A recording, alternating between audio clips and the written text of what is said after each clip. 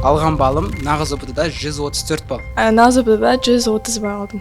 Мен мамандық таңдаудан өте қатты қиналған адамдардың бірімін. Сенімділік ол ақылдылықтан емес қой, біздің Нариман ағай айтқандай. Тіпті даже ұбт-да мен қате кеткен сұрағым даже кітаптан болды да, сол үшін. ұбт сені шатастырғысы келеді оның үстіне. Сонымен таңғы 6-ға шейін нұсқа талдағанымыз бар. Бірақ сен оны білуің керексің, 100% білуің керексің. Оны білмей, вообще кірмей қой. Барлықтарыңа сәлем. Ең үздік білім беру орталығының ең үздік оқушылары және көрермендері сендермен бірге әдеттегідей Talks айдары. Сендердің алдарында Ақжан Айтжанұлы және менің қасымда біздің білім беру орталығының үздік оқушылары. Ол бізде Құрманбек және Нұрай. Өздерін таныстырып кетсеңдер. Менің аты жөнім Қазилы Құрманбек және мен физмат пәнінің оқушысымын Алматы оффлайнда. Алған балым нағыз ұбт-да 134 балл.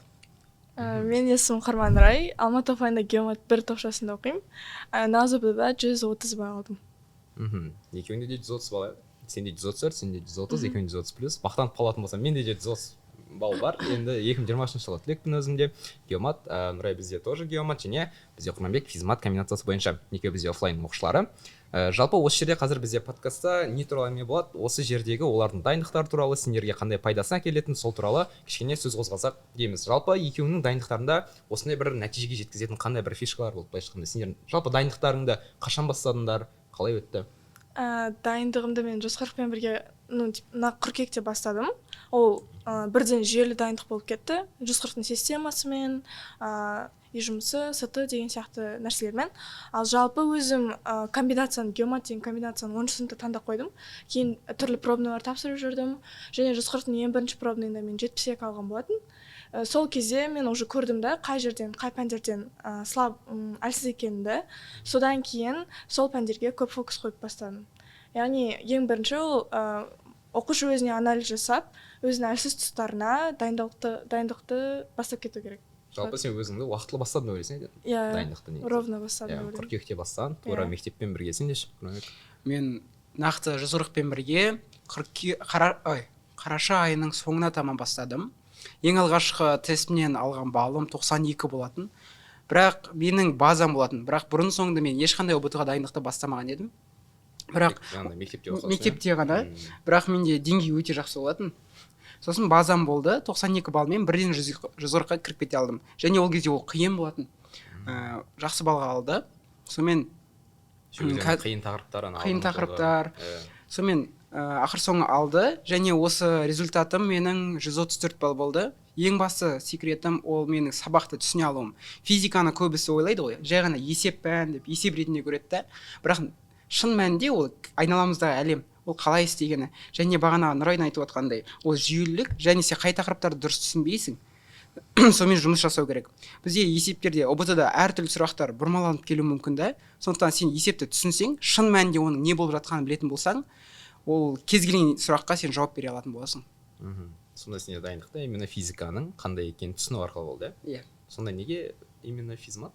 Физика, математика. Бұл менің, қалай айтсам болады, менің шабыт беретін затым. Физика, математика маған түсіну өте оңай басқа адамдардан қарағанда. Және екіншіден мен өте жақсы көремін осы істі. Мен физиканың алдында 2-3 сағат бойы телміріп отыра бере аламын. Ол маған шабыт береді. Ол мені жалықтырмайды және ол энергия алмайды менен мүлдем. Одан кейінгі мамандықтар сен ол мысалы физика мен математиканы шығаруың саған ләззат сыйлайды делік. Ал одан кейінгі мамандығың ше? Мамандығым осымен тығыз байланысты менің. Робототехника, автоматтандыру және электромеханикасы дейтін B063 пән таңдап отырмын мамандығын. Және болашақта жақсы бір инженер болып шықсам бекен деймін. Бұл сенің алдынан берген мақсатың, иә? Бұл біздің келесі жылғы түлектерге былайша айтқанда бір құлақ қағыс болды. Иә, себебі мен осы мен осы мамандықты мен 8-ші класста 9-ші сыныпта таңдап қойған болатынмын. Нақты осы маман боламын деп. Және соған апарар жолда осы Жосқарықпен бірге жүрдім. Сен де Нұрай, неге именно геомат? Ақша санау, бизнес, да? Жоқ. Мен мамандық таңдаудан өте қатты қиналған адамдардың бірімін. Себебі нақты мысалы Құрманбекте сияқты маған шабыт беретін пән болған жоқ. Мен тек қана математиканы жақсы көрдім да. Қасына қосатын мысалға пән деп ойлап жүрдім. Сосын мен қатты көп шатас еттім. Биохим, дырыштангл, бәрін көрдім да. сосын соңында мен мамандарға жүгіндім, профориентологтарға. Сол кісілермен неткен кезде маған айтты, сен характеріңе больше сондай менеджмент, финансы жақ келеді деген сияқты. Сосын мен геомат комбинациясын таңдадым, солай 10 сыныпта таңдадым мен, өте кеш таңдадым, почти что жаз басталып жатқан кезде таңдадым. Себебі мен айналамда бәрі дайындықты бастап кетті да, мен дайындықты бастайын десем, мен мамандығымды білмеймін. Сол үшін маған қиын болды. Но потом геоматты таңдаған кезде мен түсіндім, что реально мен сол қаржы саласына кететін маман боламын деген сияқты.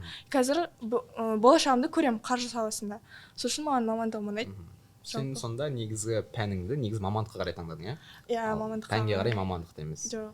Ол негізі ең үлкен қателік. Сенің пәнге қарай қай пәнді жақсы шығарасың, сол қарай мамандық таңдауың. Ол енді бір сенің 4 жыл тегін оқимын деген арқылы сен қалған өміріңді былай босқа жіберіп алуың ғой енді. Жалпы өздерің дайындықтарың бойынша сен 130-134 балл деген негізі оңай балл емес қой. Сол балда енді қалай дайындалдыңдар? Мысалы бір күн бойы бір пәнге көп фокус бөлдіңдер ме, әлде бір күн ішінде пәндерді бөліп тастап, мысалы азаннан түске дейін физиканы оқимын, одан кейін математиканы, кешке демаламын, кино көремін. Расында менде ешқандай ондай план болмады, шыны керек.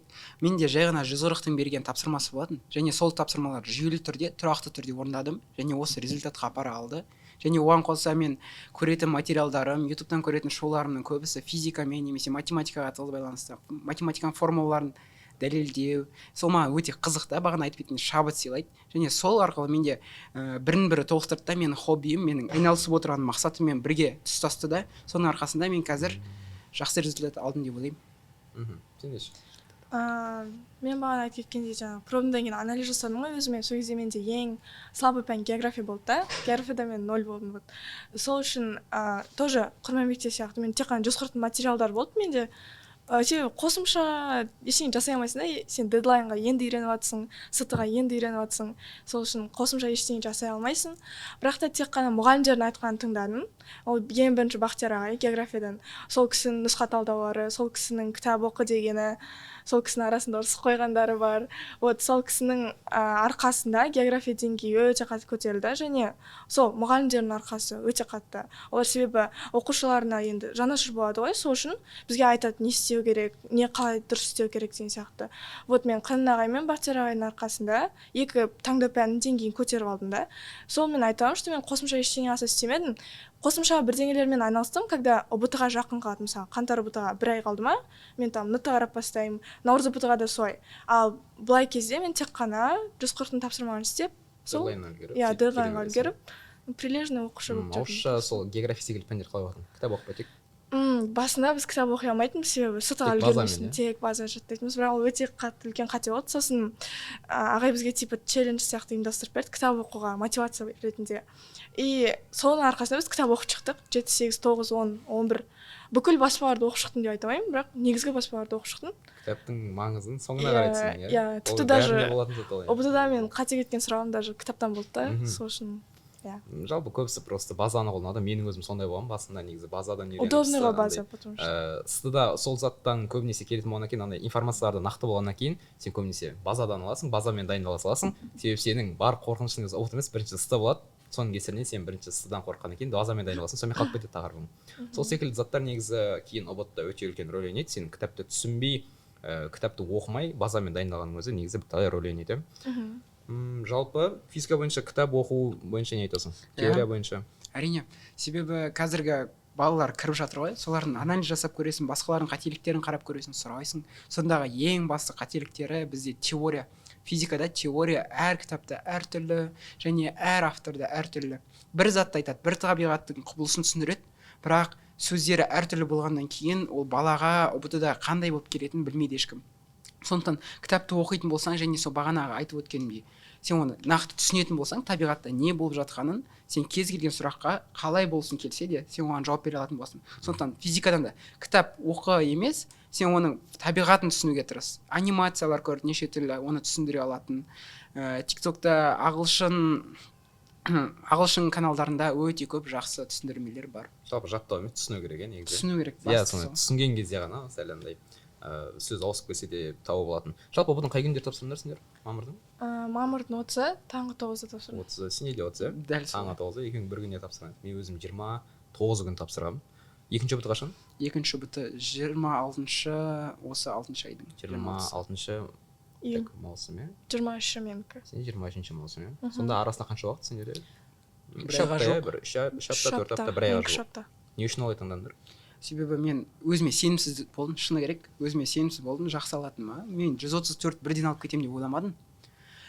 Сондықтан мен енді сенімсіз болдым, және сенімділік ол ақылдылықтан емес қой, біздің Нариман аға айтқандай. Сондықтан арасын бір ай қылдым, чтобы егер құлап қалатын болсам, қайтадан дайындалып үлгерем деп. ем алып та дайындалып та үлгеру үшін сенде қандай Мен жоспарлар бар құлаймын деп ойламаппын. Мен просто маған айтты, что бір ай қалып тастасаң ол ұзақ болады, 2 апта қалсаң ол қысқа болып қалуы мүмкін. То же самое. Біріншісінен құлап қалып жатсаң, дайындалуға уақыт керек деді да, но мен бір ай дегенді тым ұзақ көріп кеттім. Сол үшін үш апта деп алдым арасын. Сосын 23 күніне таңдадым. Жалпы екеуінің арасында сондай бір құлап қалсам деген план болса, сенде сонда негізгі басында бірінші боттан құлап қалған жағдайда немесе жоғарылаған жағдайда сенде мысалы айтып тұрсың ғой біріншісінде мен құлап қалған болсам деп, егер сенде басқаша ой болса, мысалы біріншісіне жоғары бал алсам деген ой болатын болса, сен екіншісін тапсыратын ба едің ондай кезде?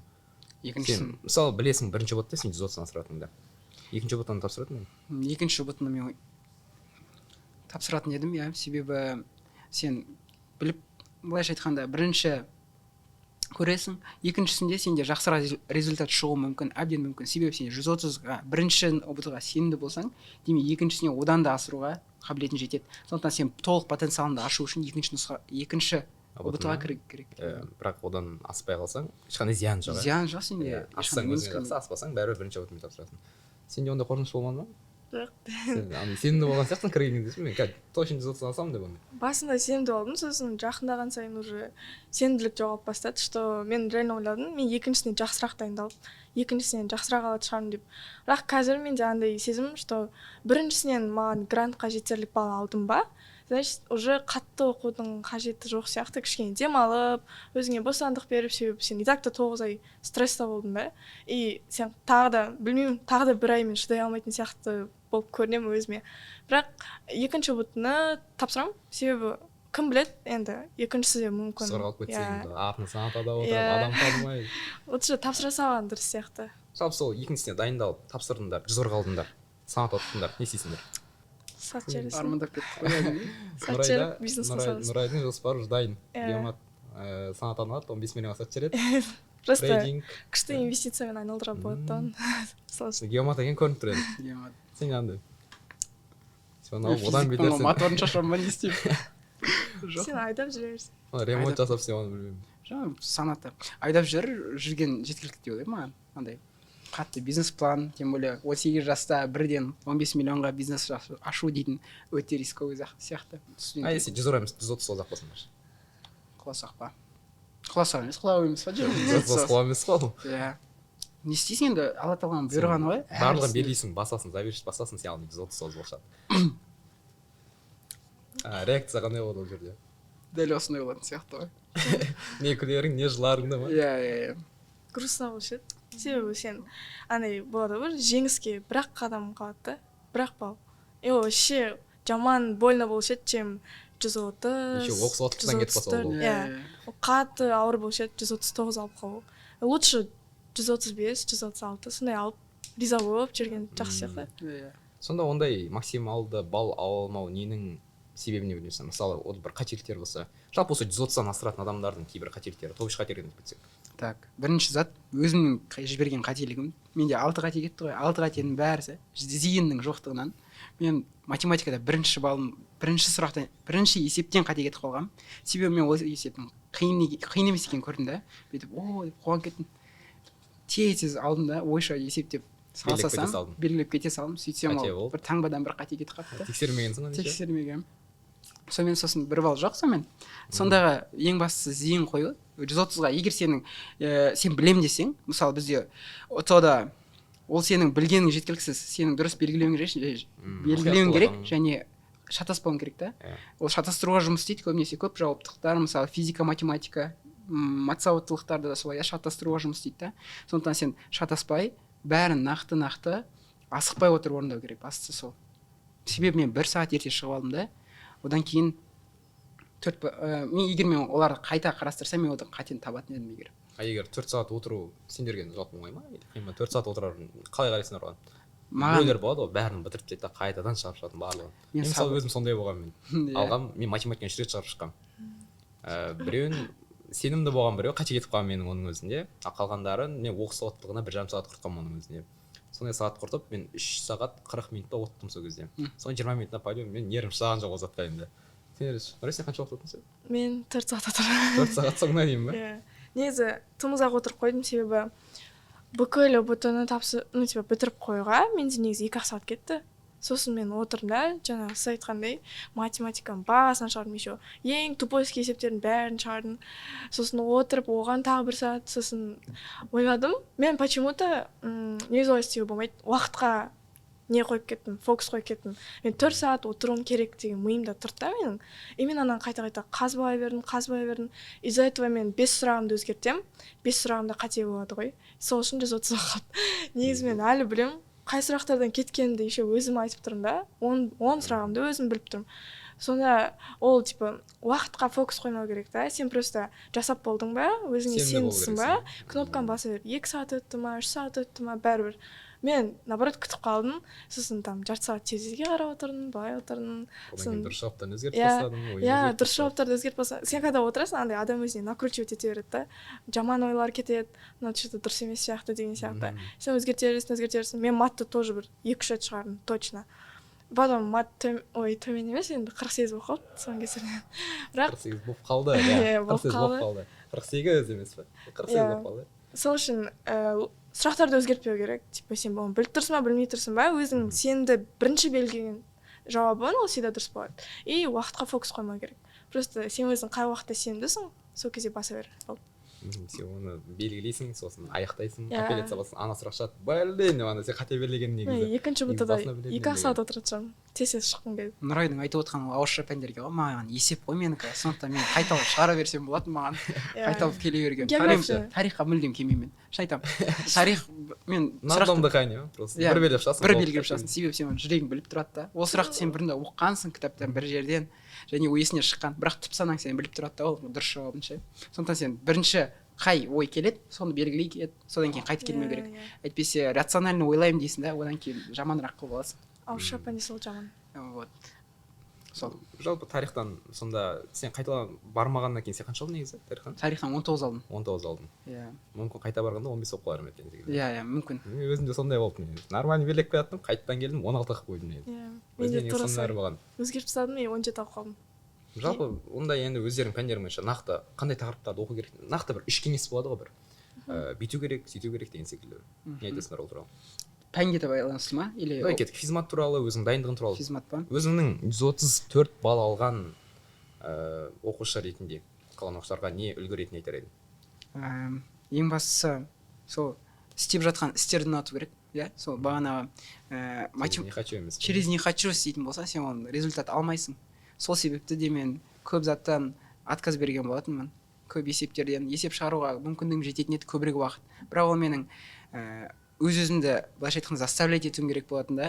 И ол нашар эффект береді маған міндетті түрде. Есеп шығарған саған ұнамайды ма? Ұнайды негізі. Бірақ егер сен оны біреу сені мәжбүрлеп отырса ол затқа, сен істегің келмей кетеді да ол затқа. Андай ғой, жасаған келген затты біреу үстінен келіп еще айтса, андай өзің үйде бар жинаған келіп мамаң келіп үй жинатса жинамай қоясың. Иә, сол секілді да. Өздерің жақсы көріңдер осы істі. Бағана мультиктегі бір мультик емес, анимедағы Мадара секілді ше.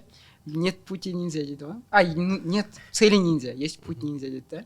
Сен өзіңдегі мақсатты емес, сен соған барар жолды жақсы көрсең, сол кезде сенің өмірің жарқынырақ болады сөйтіп.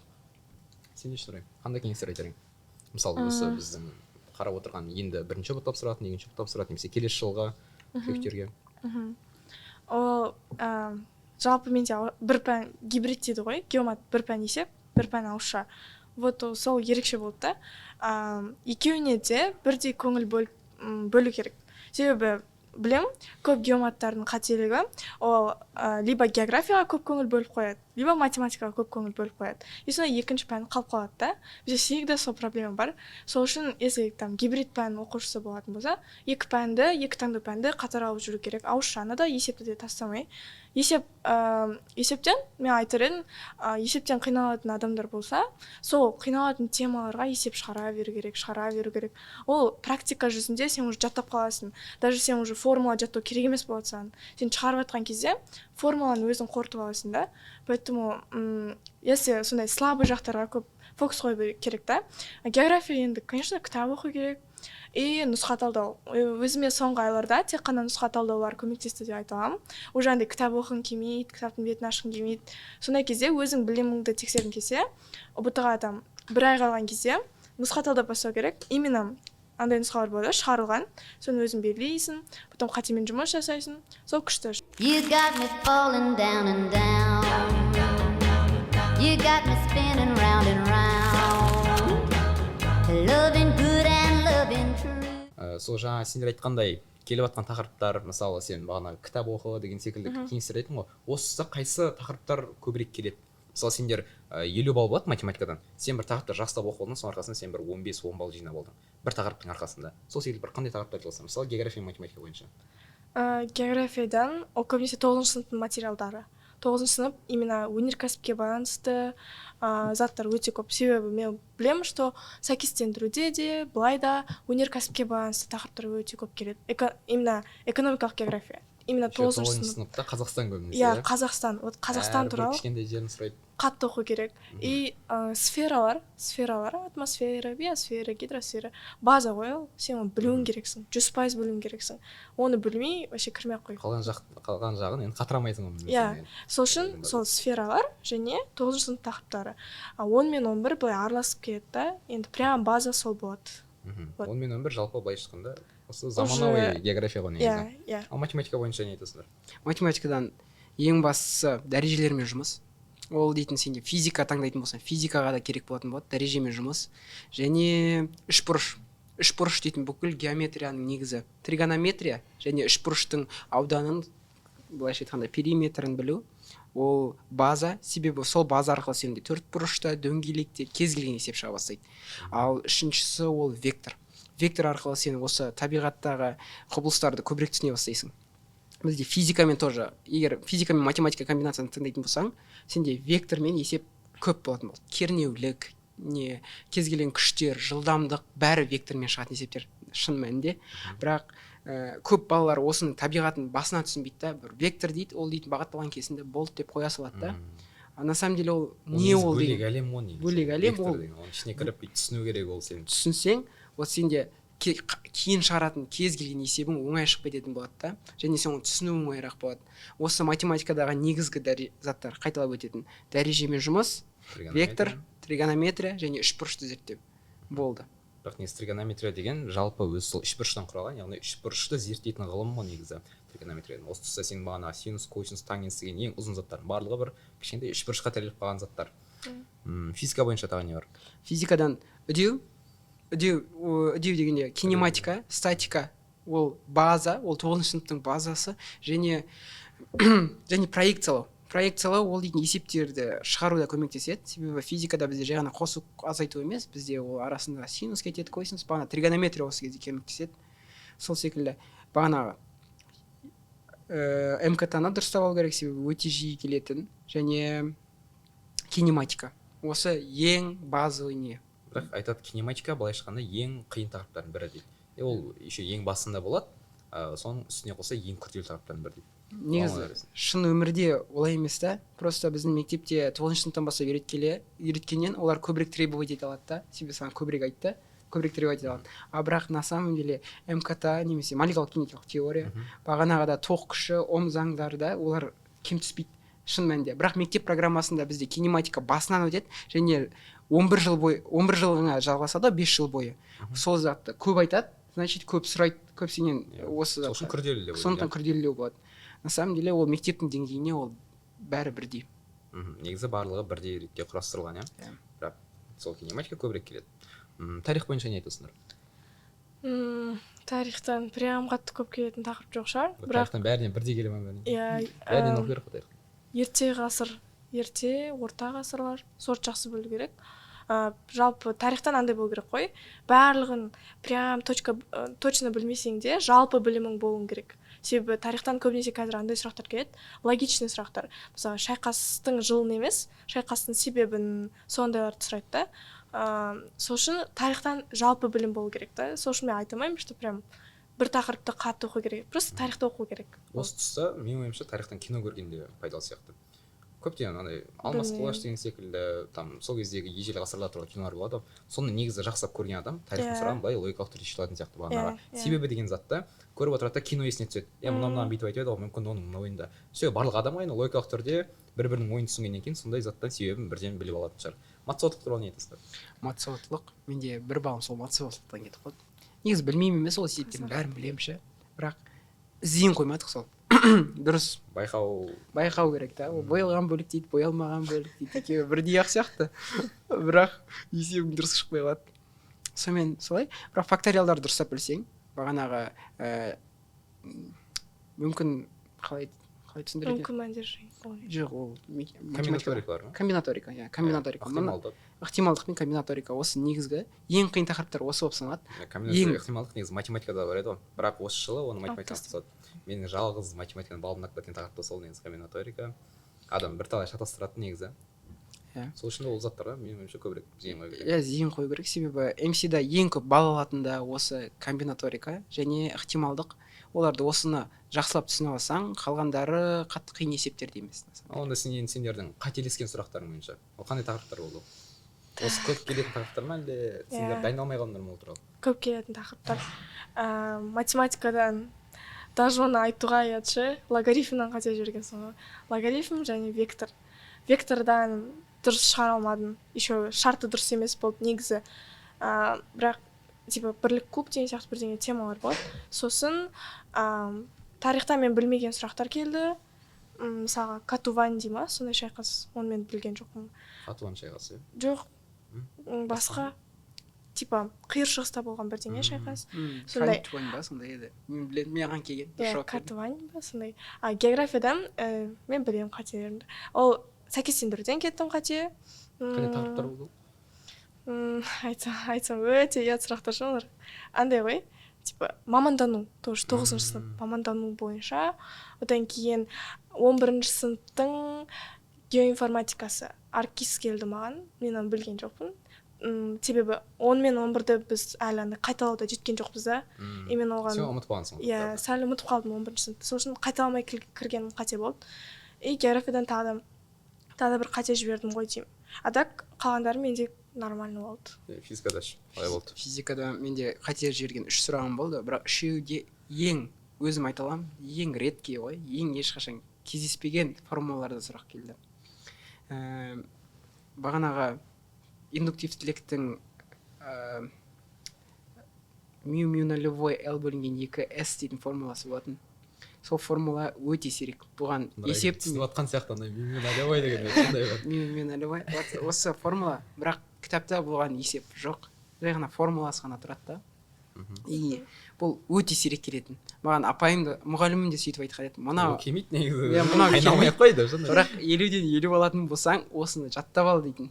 Мен миыма келіп тұрды да, мен біліп тұрдым қалай басталатын формула. Бірақ артынша не істеп қалдым, ұмытып қалдым енді. Ол ешқашан келмеген ғой алдыма. Қайталамағасын білмей қалдым. Сосын қалған екеуі менде теориядан кетіп қалды. Теориялық сұрақтар. Себебі теория әр жерде әртүрлі түсіндіріледі және ұбт сені шатастырғысы келеді оның үстіне. Еще ана жерде 4 вариант, екеуі бір-біріне ұқсап тұрады. Ұқсап тұрады, сонымен сен оны жөнді де білмейсің өзің, сонымен бүйтіп шатасып кетесің. Логикалық түрде шатасасың, иә. Логикаға салсаң барлығы дұрыс секілді болып тұрады да, бірақ олай емес. Енді жаңа айтып жатсыңдар, тарихтан бағанағы сұрақтар болды деңдер, географиядан, физикадан сұрақтар болды деңдер. Сендер қателескен кезде қайсы негізі пәнге көп фокус бөлген дұрыс? Сен кіріп жатсың, типа, алдынан сенің мына жақта тарих пен МС шығады, мына жақтан сенің математика мен таңдау пәні шығады. Сол кезде қайсыған көбірек көңіл бөлген дұрыс? Яғни сен мысалы тарих пен МС ол аз балл береді, ал қалған таңдау пәндер көп балл береді. Ол қанша 100 балл береді саған? 140-тың 100 баллын алатын, мүмкін соларға көп балл берген үшін көбірек фокус бөлу керек па деген сұрақ. Әрине, мен таңдау пәнге больше фокус қою керек деп ойлаймын. Негізгі пәндерді былай да меңгеріп алуға болады, олар қатты қиын емес. Бірақ та айттым ғой жаңағыдай баланс болу керек. 5 пәнді де сен бірге алуың керек. Сен либо таңдау пәнінен 100 балл алып қойдың, бірақ 40 баллыңды басқалар береді ғой. Сол үшін оларды да қалдырып кетуге болмайды. Но мысалға сенде 100% уақытың болса, соның бір 70%-ын сен реально таңдау пәніне бөл. Себебі ол сенің 100 баллыңды солар алып береді. Себебі және олар қиынырақ еще. Типа так. Я әрине 100 баллыңды жерде жатқан жоқ қой. Я сондықтан өзің неңе қаттырақ таңдау пәндеріне қаттырақ көңіл бөлген дұрыс. Себебі кейбір университетте естігенім бар, сенің тарих, МС және не оқу сауаттылық балдарыңа қарамай тұрып, математикамен, допустим, негізгі таңдау пәніңді таңдайды, көреді да, сол арқылы таңдайды деп ше. Егер сенде спорный өтіп болып қалса, қайсысы бейімдік пәнің жақсырақ, кімнің бейімдік пәні жақсырақ, соны алады. Сондықтан бейімдік пәнге көбірек назар аударайық. You got me falling down and down. You got me spinning round and round. Loving good and loving true. Жалпы сол есеп шығарып жатсыңдар. Сен бағана бір күн ішінде мынандай шығардың, бір кезде тек 140-ын беріп жатқан материалмен шығардым дедіңдер. Осы уақытта сендер андай бір шаршау, ұйқы келу, ұйықтап қалу, есеп шығарып жатып ұйықтап қалу, жалпы энергияны қалай жұмсадыңдар сендер дайындалу кезінде? Мен қаңтарға жақындаған кезде өте қатты кәдімгідей күні-түні күніне 12 сағаттан 13 сағаттан оқыған кезім болатын. Ол кезде қыс болатын. Тем более қыста адам энергиясы көбірек болады ғой. Себебі қысқа масса жинап кіреді, жануарларға да қарасаң. Сол себепті мен таңнан кешке шейін энергиям таусылмайтын. Отыра беретін, есеп шығарып, бірақ осы көктем келгелі менің энергиям түсіп қалды. Сондықтан айтатын ең қатты зат бізде қыста ең қатты интенсив қоятын кез сол қыс. Көктемге қазір жақындаған кезде барам дейсің ба? Жоқ, сен барасың, балалар далада қыдырып жүреді бәрі. Сен де шыққың келеді. Так что терезеге қарайсың, күн күшті болып тұр, сен жақта сабақ оқып отырсың, оққың келмей кетеді да. Сондықтан қысты күні жақсылап оқып алыңдар. негізі келсем, қыста жақсырақ оқисың. Сол үшін бәрі айтады, что енді көктемде еще выпускной солардың темалары басталып кетеді. Так что қыста вот күз ол өте қатты оқып алатын кезеңдер да. Шаршау бәрімізде болды ғой. Андай бір жаман болып кетесің, уже сабақ оқығың келмей кетеді. Ол кезде просто өзіңе демалыс беріп тұру керек. Дұрыс ұйықтап жүру керек, бірақ оны мен айтпауым керек, потому что мен ұйықтамаймын дұрыс. Но ұйықтаңдар, пожалуйста. Хотя бы минимум 5-6 сағат ұйықтау. Ұйқы бойынша өздеріне қандай болды сен? Қалай ұйықтадыңдар? Ұйқы режимдері? Ойбой, соты кезінде 3 сағат, былай. Таңға дейін сабақ оқисың, ұйықтамайсың, таңға дейін сабақ етіп қаласың қайтадан. Ну, суббота воскресенье ұйқы қандыратын күндер өте қатты көмектеседі. Бірақ жалпы негізі ол режим дұрыс емес қой, потому что ол денсаулыққа тікелей әсер етеді. И менде сондай проблема болды. Ол ұйықтамай жүргенім денсаулыққа кетіп қалды да, содан кейін мен ұйықтап бастадым. Нормально. Сол үшін шаршамай жүру үшін ұйықтау керек. Себебі не ғой, сен миың таза болады да, информацияны сен тез қабылдайсың ұйықтап жүрген кезде. Бірақ та мен түсінемін, не үшін адамдар ұйықтамайды. Оқуға уақыт жетпейді, болмаса там сол үшін де көптеген проблемалар болады. Иә, түнгі уақытта жақсырақ оқитын адамдар болады. Сол үшін мен айтқым келеді, если адам шаршап жатса, просто ол аптаның 7 күні бар ғой, 6 күн сабақ оқисың ба, 1 күн оқыма. 1 күн вообще сабаққа жоғалмау керек.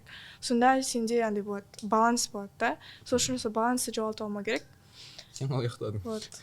Мен ұйықтадым. Мен бүйтедім, ертесі күні сытыма, маған бәрібір құрған дүние құрып кетсін деймін да, ұйықтаймын деймін. Себебі сен ұйықтар алдында түнгі 12-ден, допустим, түнгі 10-нан 1-ге шейін оқыған 3 сағатыңның эффективнесін таңертең тұрып 20 минутта ақтай аласың да. Сондықтан миың жақсырақ істеу үшін сен бірінші очередь бағана ұйқыңды қандыруың керексің. Сондықтан ұйқыны қандырамыз. Негізі сол айтады ғой, ұйқыдан тұрғаннан кейін свежий мимен оқыған дұрыс деп. Сен күні бойы шаршаған мимен келіп, түнде ұйқысырап отырып оқыған затын по-любому сен ертең азанда, одан кейін бірнеше айдан кейін тем более есіңде қалмайды. Сен азанмен ерте тұрасың, түнге дейін отқаннан гөрі ерте ұйықтап қаласың, таңғы сағат 5-6-да тұрып алып оқығаның, ол сен үшін әлде қайда тиімдірек негізі. Біздерде ең қызық оқиға ол жасаған мен таңғы 3-те, жаңа жылдан кейінгі түн ғой. Жаңа жылда ешкім ұйықтамапты ақыры. Ояусыңдар ма дейді групповой чатқа. Сосын тұртқа жоқ дейді бірнеше бала. Сонымен кіріңдер деді. Сонымен таңғы 6-ға шейін нұсқа талдағанымыз бар. Бірақ сол нұсқа мен миымда қатты сақталып қалды, не екенін білмеймін. Себебі ол таңның ғажабы дейді ғой, былайша айтқанда. Таңертеңгі свежий миға оқыған өте пайдалы және миыңда действительно качественно жатталады, чем кешкісін оқығаннан қарағанда. Жалпы дайындық үстінде сонда тағы қандай бір күшті фишкалар, өлең тыңдап шығару немесе бір кітап оқып жатқан кезде андай бір расслабленный өлеңдер қосып қою немесе андай бір болады ғой, есеп шығарып жатқан кезде фон қосып қою дейтіндер бар. Фонкқа келіспеймін, негізі классикалық музыка болады, бірақ Моцарт па бір. Моцарт немесе Бахты қосып қойсаң болады. Бірақ фонкты қоспаған жөн, себебі кейбір адамдар танимын, үй жұмысын музыкасы жасай алмайтын. Ол өте қате, себебі ұбт-да сенде өлең болмайды сенде. Өлең болмайды сенде. Кіресің, өлең жоқ. Тек қана адамдардың айқайлаған паникасының дауысы, Жылап жатқан дауыстар жатыр. жылап жатқан дауыстар ғана. Сондықтан фонкқа келмейді ол десең. Сонымен не істемеңдер, сабақ оқуды дисциплинаға айналдырыңдар да, тұрақты түрде Қандай жағдай болмасын оқи оқи алатындай, иә. Сенде ондай болмады ма? Жоқ, маған наоборот, андай оқыған кезде өзім атмосфера создавать етіп отырған ұнайды. Сол үшін, иә, кітап оқығанда мен музыка тыңдай алмаймын. Себебі сен либо музыка тыңдайсың, либо кітап оқисың. Сен көңілің екі жақта жүреді да. Вот есеп шығарғанда тыңдай беремін. Потому что ол маған мешать етпейді. Есеп наоборот тезірек шығатын сияқты. Еще музыканың, өлеңнің темпімен бірге. Иә, ритм тезірек болса, есеп тезірек шығады деген сияқты. Ол негізі күшті андай, потому что өзіңе сондай атмосфера жасап қойсаң, андай оқығың келмей тұрады ғой, наоборот желаниең ашылып кетеді да. Сол үшін адам өзіне не ыңғайлы, соны жасай берген дұрыс. Көңілі не қалайды, сонымен асылмыз. Көңілі не қалайды, сол дұрыс. Фонк тыңдайтындар фонк тыңдасын, тыңдайтындар классика тыңдасын. Енді конкуренция бойынша не айтасыңдар? Қасындағылар сендерден озып жатыр. Ол туралы болды ма? Мынау неғып менен озып жатыр, мен бұдан озып кетуім керек деген ай. Бақталастық бар, бірақ бақталастық бар және бәсекелестік бар да. Бір не істемейсің, сен оған жамандық тілеп керек емес. Ол құласын деген емес, мен өзімді көтерейін деген болсын. Ол құласын, ол нашар алсын, мен нормально қалайын деген емес. Мен одан озайын, бірақ озғанда да әділетті түрде. Бірақ ол да жақсы алсын, мен одан да жақсырақ алайын деген секілді. Ол здоровый конкуренцияға былайша айтқанда. Вот осындай не болу керек, бәсекелестік. Ал бақталастық ол сен таласы бұл затқа, ол дұрыс емес. Ол конкуренция болмасын? Конкуренция қасындағылармен болды. Мен сол үшін группа ауыстырдым жақсырақ оқушылармен. Көріп жүрейін олар қалай оқиды да. Себебі жаңа ортаға барған сайын оларда былайша айтқанда осы бөлмедегі ең ақылдысы сен болса, сен дұрыс емес бөлмедесің дейді ғой. Сол секілді бүйтіп жақсырақ не істейтінмін. Адамдармен жарысуға тырысып. Қасындағы адамдар ақылдырақ болса, сен соларға қарай ілесіп жүресің. Нұрай, сенде қалай болды? Конкуренция болды ма? Қасындағылармен? Иә, болды. Мен жалпы қаңтар наурыз ұбт-дан екеуінен де 134 балл алған болатын. Наурыз ұбт-ым сәл төмен болып қалды 4 баллға.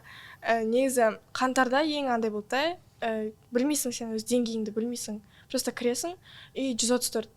Сосын уже наурызға бәрі маған ожидание қойды да, что енді бұл 134-тен иә, асырады деген сияқты. Ол наоборот ожидание маған не болып кеткен сияқты. Ауыр қысым болып кеткен сияқты. Бірақ маған барлығы айтты, олай қабылдама, сен оны қысым ретінде қабылдама. Бірақ ол қысым болып түсіп қысым болып түсіп жатыр уже. Маған барлығы айтты, кураторларында сен туралы кім не ойласа да, ол маңызды емес. Жалпы сен өзің балың өз-өзіңе қанағат тұтсаң болды деген сияқты. Бірақ менде ондай болмады. Мен наоборот сол конкуренцияға кіріп кеттім да қатты. Сол 134-тің артынан қудым. Өзің үшін емес, былайша басқалар сен туралы не ойлайтыны, басқалар сен күткен үміт нақтылау туралы болып қалды. Мен нағыз ұбт-да сол туралы көп уайымдап қойдым. Енді жалпы бір күн бұрын бізде рекорд шықты ғой 135. И мен уже ойладым, что мен 135, либо одан көп қойым керек деген сияқты. И сол мен миымда айналып тұрды да, нағыз ұбт-да отырған кезде. И мен 130-ды көрген кезде негізі мұңай қалдым. И жылап жібердім. Ол жерде болмайды негізі. Өте жақсы балл, 130 деген, өте керемет балл. Но мен почему-то шыға алмадым. Еще Казгудың алдында бүкіл 140 командасы күтіп тұр ғой. Мобилографтар, микрофондарын ұстап жүріп. Мен ана жерде тұрмын, шыға алмаймын. Еще айтамын, черный вход бар ма, черный вход. Черный входтан шығып кетті. Ахметтен үйге кетіп қалатын. Иә, еще екінші этаждың аудиториясында тұрмын да, и короче туалетке кіріп кетемін да. 20 минут жылап аламын ғой. И терезеден қарап тұрсам, бәрі алдына қарайды екен да, и бәрі күтіп тұр. Мен ойладым, бұлар менен 135 күтіп тұр деп ше. Сосын сол үшін маған қатты обидно болды. Но потом шықтым. Бірақ ойыңа келмеді, оларда тоже кейін бар. Иә. Олар сен балыңды біледі уже бірақ. Жоқ, білмейді олар. Білмей ма? Жоқ, білмейді. Сосын мен шықтым, еще бәрі түсіріп жатыр, мен түсіре қойдым. Иә. Сол үшін андай болды, қатты конкуренция бермеу керек екен. Типа, сен өз жолың бар, сен өзің бөлексің вообще. И вдруг бір кезде қатты жоғары алып, бір кезде қатты төмен алып отсаң, мұңаймау керек. Даже Құрманбек мысалы 114 алып, потом 134 алып кетті ғой. Значит, даже кейін 134 алып жүріп түсіп кетсе де, типа қатты нетпеу керек. Ол просто тест. Ой, қатты жылап, ештеңе істеудің керек жоқ.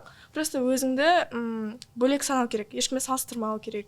Сен өзің прогрессің бар, өзің регрессің бар. Сен өз-өзіңмен жарысу Иә, өз-өзіңмен. Кешеге қарағанда Иә, жақсырақ оқуым керек деген сияқты. Иә. Иә, А мен сол оны секілді. кешсін қалдым да. Тапсырғаннан кейін ма? Тапсырғаннан кейін. Мақтаныш жүріп. Иә, зато екіншісіне өйтіп кірмеймін. Вот. Менде айтатын сөзім бар еді. Мындайда көбінесе көбісі ойлайды, бүйтіп қазір мен оқып аламын, мен осыны болды, осыдан кейін жақсы бала аламын деп ше. Мысалы, менде де 114-тен 134-ке секірдім ғой. Себебі былайша айтқанда тез өсе бастауың бірден болмайды да, сенің прогресс жасауың бірден болмайды да. Айтатын зат сол. Себебі сендер бірінші оқисыңдар, қанша уақыт бойы тертегесіңдер да, ол результат бермеуі мүмкін. Сендер 100-ге жете алмай жүресіңдер, 90-нан сәл асып 100-ге жете алмай жүресіңдер да. Бірақ бір моментте алып сендер 120-ға бірден қойып тастайсыңдар. Себебі бамбуктың өзі де ең тез өсетін ағаш қой. Ол оның алдын 5 жыл бойы ешқандай жеміс бермейді, ешқандай өспей қояды екен да. Сол секілді сенің результатың да сондай болуы мүмкін.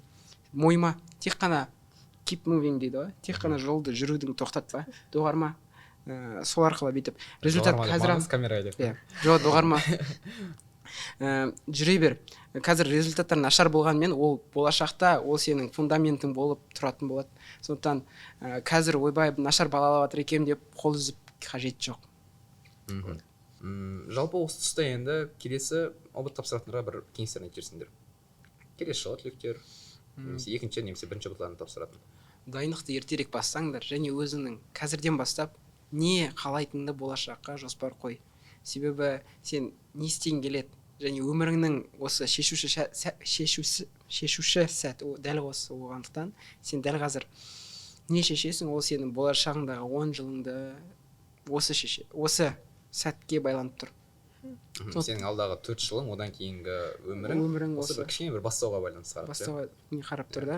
Сондықтан қазір не істейтініңді біліп ал және сен қолыңнан қазір не жақсырақ келетін. Себебі балықты ұшуына қарап судить ететін болсақ, ол топас болып саналады да. Сондықтан сен қай жерде өзің жақсырақсың, сол жаққа қарай бар.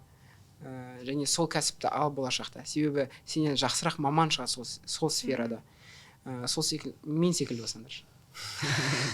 9-10 сыныптан бастап, 8 сыныптан бастап мамандық. 8 сыныптан бастап мамандық таңдап тастап, мынау мен болам. Сосын мен 9 сыныпта ағылшын оқып кеттім. Сосын 11-де бітірдім. IELTS бар, ұбт бар, мамандық дайын. ұбт күтіп алып тұр. Қалай қаласа енді. Иә, енді сонда болашақтарың жарқынырақ болады. Кішкене дайынсаң тағы санатта да күтіп тұр не болатында. Алла қаласа. Келісемін, тоқтай. Мамандықты бірінші дұрыс таңдау керек. Сосын ұбт-ны бір андай үлкен нәрсе қылып қабылдамау керек сияқты. Себебі біз солай қабылдап қойдық. Өзімді айтатын болсам, ұбт-ны қатты бір жылымды сол типа жертвовать етесің ғой енді кәдімгідей 9 айыңды. Қатты олай қабылдаудың қажеті жоқ. Егер Құдай сақтасын енді құлап жатқан біреулер болса, ештеңе етпейді. ұбт-дан кейін де өмір бар. Мысалы даже жойпайтын өзі не болады ғой, мысал болады ғой ол нәрсеге. Сол үшін ұбт-ға дайындал, көр, тапсыр, бірақ енді шли олай қатты өмірдің мәнін соған тақап тастауға болмайды да. Сол үшін всему есть своя грань. Сол үшін андай қатты беріліп кетуге болмайды.